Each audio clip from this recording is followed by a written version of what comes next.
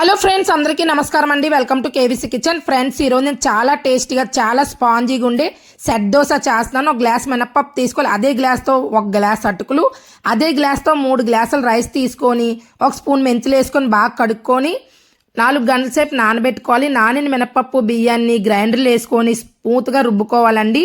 రుబ్బిని ఒక లోతు గిన్నెలు వేసుకొని నైట్ అంతా పొలయబెట్టుకొని మార్నింగ్ లెగిసాక ఒక స్పూన్ సాల్ట్ వేసుకొని బాగా కలుపుకొని స్టవ్ వెలిగించుకొని స్టవ్ మీద పాన్ పెట్టుకొని చిన్న నూనె అప్లై చేసుకొని ఒక గరిట రుబ్బు వేసుకొని ఆ పాన్ మీద మనము రుబ్బుని స్ప్రెడ్ చేయకుండా అలాగే వదిలేయాలండి. మంటను సిమ్లో పెట్టుకొని ఆ అట్టు మీద మూత పెట్టుకోవాలి, తిరగేయకూడదు అట్టుని.